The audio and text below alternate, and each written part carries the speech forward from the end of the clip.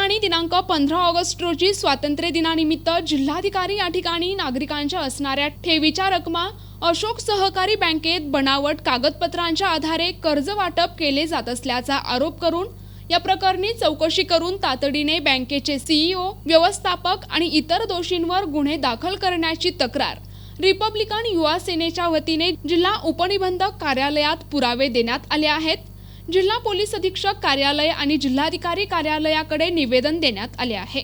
या बँकेतून अर्बन बँकेतील बोगस कर्ज प्रकरणातील आरोपींना देखील कर्ज वितरित करण्यात आले असल्याचे स्पष्ट करण्यात आले असून या प्रकरणात माझ्यावर देखील खोटे गुन्हे दाखल होऊ शकतात। मान्य पोलीस अधीक्षकांनी याची चौकशी करावी, तसेच या प्रकरणी कारवाई न झाल्यास संघटनेचे जिल्हा संघटक मेहर कांबळे यांनी स्वातंत्र्य दिनी जिल्हाधिकारी कार्यालयासमोर बेमुदत उपोषण केले आहे। जोपर्यंत न्याय भेटत नाही तोपर्यंत उपोषण सोडणार नाही असं उपोषणकर्त्यांनी सांगितले आहे।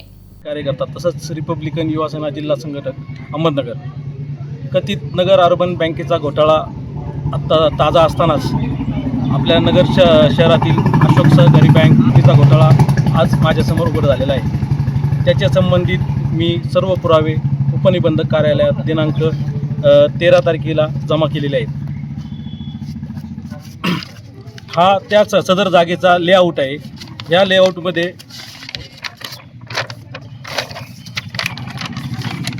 2/2 ड मध्ये 51 गट सर्वे नंबर आहे। 2 ड मध्ये 1951 सालचा उतार आहे, नकाशा आहे। 1951 सालचा नकाशा हा तर माझा काही घरचा नाही, भूमी अभिलेखचा नकाशा आहे। याच्यामध्ये 51 सर्वे नंबरमध्ये 2 ड जी जागा आहे पूर्ण रोडमध्ये गेलेली आहे। ह्या रोडवरती गेलेल्या जागेवरती मी पुराव्यानिशी बोलतोय, या 2 ड मध्ये गेलेल्या जागेवरती पूर्ण कर्ज वितरित झालेलं आहे आणि काही बनावट कागदपत्राच्या आधारे त्यांनी कर्ज एकमेकांसोबत वितरित केलेले आहे। संस्थेचे चेअरमन भानुदास मुरकुटे, संचालक मंडळ, कर्ज समिती तसेच शाखा अधिकारी व सीईओ यांनी संगनमताने कर्ज वाटप केलेले आहे।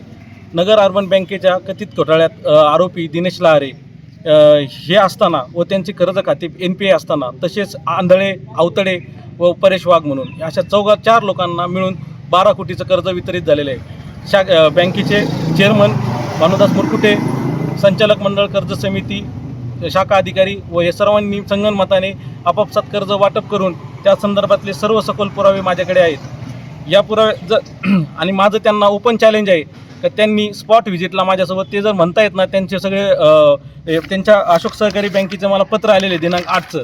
या पत्रामध्ये त्यांनी नमूद केलेलं आहे का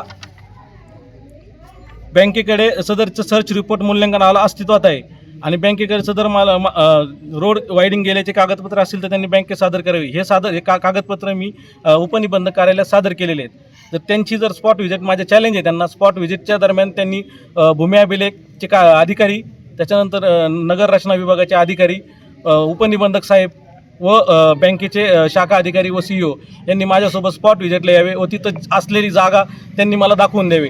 जर त्यांनी ती जागा मला दाखवून दिली तर मी बँकेचे सर्व प्रसारमाध्यमांसमोर माफी मागण्यास तयार आहे। मला माहिती आहे त्या प्लॉटमध्ये हे सर्व घटना घडलेली आहे आणि त्याच्या बनावट कागदपत्र बनवून, बनावट RTR बनवून यांनी कर्ज वाटप केलेलं आहे। तरी माझी माननीय जिल्हा अधिकारी साहेबांना विनंती आहे का ह्या प्रकरणात तुम्ही सखोल चौकशी करून संबंधितांवर संहिता कलम 161, 323, 335, 336, 344 व MPID ॲक्ट अंतर्गत यांच्यावरती गुन्हे दाखल व्हावे व तसेच अशोक सहकारी बँकेवर तत्काळ RBI प्रशासकाची नियुक्ती करण्यात यावी। तसेच हे सर्व प्रकरण CBIकडे चौकशीसाठी देण्यात यावे व संबंधित सर्वांची नार्को टेस्ट करण्यात यावी। धन्यवाद। NTV news Marathi, Ahmednagar.